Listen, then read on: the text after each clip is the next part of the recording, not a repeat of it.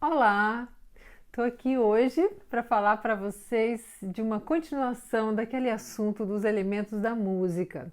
Algo um pouco mais específico que a maior parte das pessoas tem um pouco de medo e não quer saber. Por quê? Se trata da grafia musical. Vocês têm que lembrar que antigamente as pessoas não tinham um gravador, não tinham uma videocâmera, não tinham como registrar os sons. Então pense como é que as pessoas iam se lembrar de tantas músicas. Para isso foi desenvolvido um código. Não é um código secreto, mas é um código. Então, assim como tentar traduzir o sabor de um vinho, que as pessoas fazem analogias, lembra um pouco o café, lembra um pouco uma coisa de frutas. Assim também na música procurou-se um sistema para traduzir os sons. A música naturalmente só acontece dentro da música, independente de ter grafia ou não, mas a gente vai utilizar o pentagrama como uma linha onde vamos escrever. Outra coisa que vocês podem utilizar são as claves dentro desse pentagrama. O que é a clave? São registros, então não tem aquelas pessoas que falam bem agudo. Tem as pessoas de uma região com uma voz média e tem pessoas que falam muito grosso.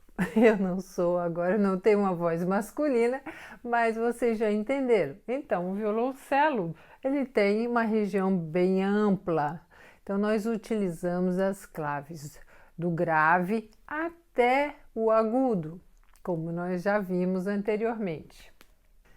Outra coisa que vocês podem ver também na grafia musical são os compassos. O que é um compasso? É uma divisão rítmica. Lembra que nós já falamos dos ritmos na aula 7?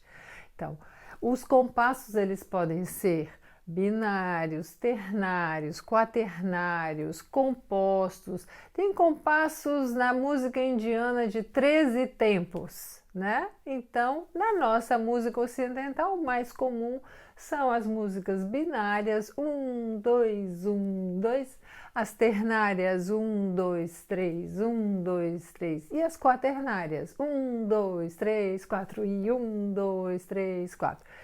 Na história da música, vocês vão ver que nem sempre existiram esses compassos, mas eles facilitam a nossa vida, porque sempre começamos a contar de novo no 1, 2, 3, 4 e podemos nos localizar melhor.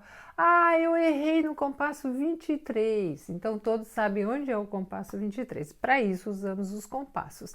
Não é nenhum bicho de 7 cabeças, é só para vocês já começarem a ter o primeiro contato com a tradução sonora na grafia musical. Como que nós vamos definir a extensão da nota? Eu posso cantar uma nota longa, lá, ou posso cantar a mesma nota curta, lá.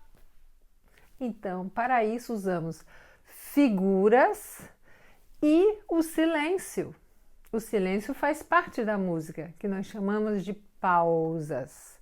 Aqui vocês veem uma representação das figuras que nós temos, desde as mais compridas até as mais curtinhas. E ao longo do tempo nós vamos exercitando isso como uma linguagem que você vai aprender paralelamente ao estudo do violoncelo. Além disso, nós temos ainda alguns sinais de alteração um pouco mais para cima, que é o hashtag, é o sustenido, um pouco mais para baixo, só um pouquinho, que é o bemol, e para anular tudo isso, o B quadro, não serve para... Você anula tudo aquilo que você já tinha alterado.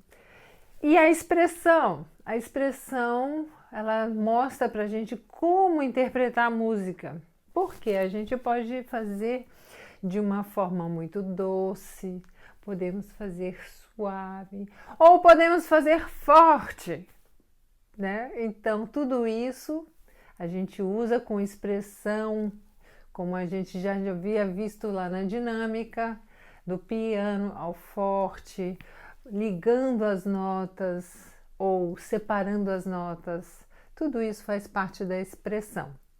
E assim, pouco a pouco, você vai se familiarizando com a grafia desse universo musical. E vamos para frente porque nós vamos passar para a parte prática, onde você vai poder aplicar um pouquinho mais desse conhecimento. Até a próxima aula!